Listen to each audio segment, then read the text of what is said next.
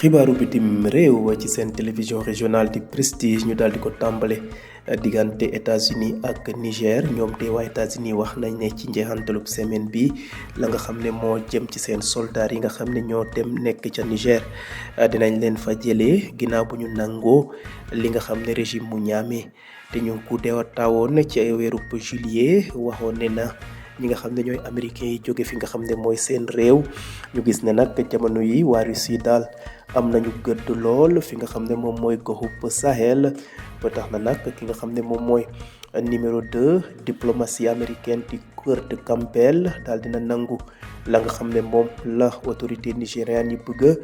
moom de dëggal na ni mel ginnaaw bu mu amaloon ndaje ca Washington diggante moom ak premier ministre bu réewum Niger di Ali Mohamed Lamine Sène ña xam ne ni mel daal ay kilifa yu bëri daal nekk ca réewum États-Unis ñoom ñoo xamle ni mel. jóge fi nga xam ne mooy goxub Sahel dem fële ca Moyen-Orient ki nga xam ne nag mooy chef de renseignement militaire bu réewum Israël di général Aaron Khalifa moom nag wax na ni daal day tekki ndomb tànkam ginnaaw daal bu mu mënula faggarlu ca la jëm ci attaque bi nga xam ne Hamas amoon na ko ci juróom-ñaari fan ci octobre jëmale ko ci réewum Israël waa armée ba nag ñoo xam ne ni mel ñu gis ne nag guleet ñu gis ne ab responsable politique waa militaire bu réewum Israël di démissionné ci li nga xam ne moo jëm ci ni mel moom nag xam la ne daal faw mu tekki ndomb tànkam ñu gis ne nag attaque bi nga xam ne moo amoon ci juróom-ñaari fan ci octobre ñu gis ne nag guleet muy dal Israël ginnaaw buñ ko sosee ci atum 1948 ba léegi général Khalifa nag wax na ne daal ginnaaw bu mu jokkoo ak ki nga xam ne mooy chef d'état-major bu armée bu israélienne daal dinañ ko nangul ni mel ba daal moom nag dina tekki ndonk tànkam ña ko xamle mooy armée israélienne ci benn communiqué bi nga xam ne génnee nañ ko. jeexalee xibaaru bitim réew yi fële ci Asie Pacifique ca Corée du Nord ki nga xam ne moom mooy Kim Jong-un daal dina joxe ndigal ñu amal benn tir missile tey jii ci bésub altine gi yemook fukki fan ak ñaar ci weerub avril. ab missile balistique la ñu daal di ko sokki ca géejub Japon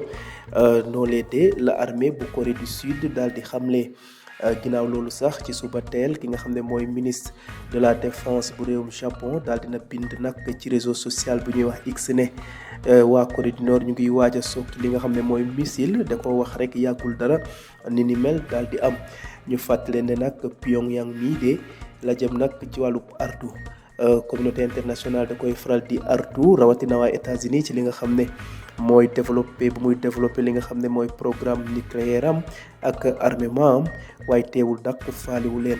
moom nag di Corée du Nord moom mu ngay dëggal la nga xam ne moom moo dox digganteem ak Russie gis nañ ne nag ñoom neexoon nañu lool ba tax na nag faw ñu bàyyi leen xel. L'actualité internationale sur Prestige TV, les États-Unis ont finalement donné leur accord en fin de semaine pour retirer leurs milliers de soldats du Niger à la demande du régime de Niamey issu du coup d'État de juillet sur fond de montée en puissance de la Russie dans la région. Le numéro 2 de la diplomatie américaine, Kurt Campbell, a accepté la demande des autorités nigériennes lors d'une rencontre à Washington avec le Premier ministre Ali Mohamed Lamine Sène, ont affirmé plusieurs responsables américains. Quittons le Sahel pour le Moyen-Orient où le chef du renseignement militaire israélien, le général Aaron Khalifa, a présenté sa démission, assumant sa responsabilité dans l'échec à prévenir l'attaque sans précédent menée le 7 octobre par le mouvement islamiste palestinien Hamas en Israël, a annoncé l'armée israélienne. Il s'agit du premier responsable politique ou militaire israélien à démissionner depuis l'incursion sanglante des combattants du Hamas qui a pris Israël par surprise le 7 octobre, jour le plus meurtrier de l'histoire de l'État hébreu depuis sa création en 1948. Le général Khalifa, en coordination avec le chef d'état-major, a demandé à ce que soit mis fin à ses fonctions, indique l'armée israélienne dans un communiqué. Bouclons ce rapide survol de l'actualité internationale en Asie-Pacifique où la Corée du Nord a tiré aujourd'hui lundi 22 avril un missile balistique en direction de la mer au large de sa côte orientale, a annoncé l'armée sud-coréenne. Plus tôt, le ministre de la Défense japonais avait signalé également un probable tir de missiles balistiques effectué par Pyongyang. Dans un message publié sur le réseau social X, a rappelé que Pyongyang fait l'objet d'une série de sanctions et a néanmoins poursuivi